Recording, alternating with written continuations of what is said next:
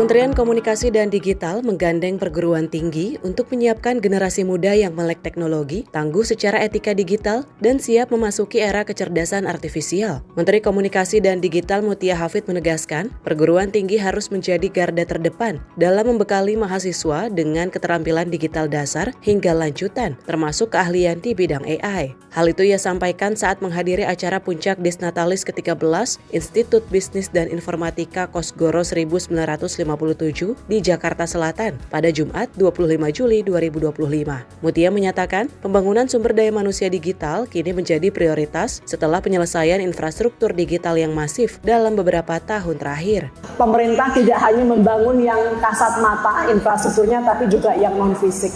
Dan ini juga termasuk sistem pelayanan berbasis teknologi dan sistem keamanan siber. Kita juga harus memastikan bahwa transformasi digital ini tidak hanya dalam bentuk pembangunan infrastruktur, tapi juga pendidikan menuju kecakapan digital yang baik.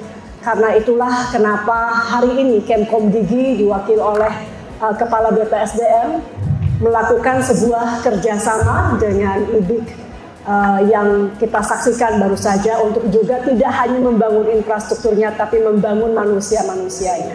Jadi kalau dulu Indonesia fokus kepada membangun infrastruktur digitalnya, sekarang setelah infrastruktur hampir selesai kita menggeser fokus kita untuk membangun SDM-nya agar siap, agar teknologi artificial intelligence sebagai contoh tidak hanya menjadi milik negara-negara besar tapi juga milik anak-anak bangsa. Kementerian Komdigi menempuh pendekatan kolaboratif dengan melibatkan perguruan tinggi melalui program pelatihan kecakapan digital, penguatan literasi digital di kalangan mahasiswa, serta pengembangan keahlian di bidang keamanan cyber dan kecerdasan buatan atau AI. Kerjasama ini salah satunya diwujudkan melalui penandatanganan MOU antara Sekjen Kemkomdigi dan Sekjen PPK Kosgoro 1957, serta MOA antara Kepala BPSDM Komdigi dan Rektor IBI Kosgoro 1957.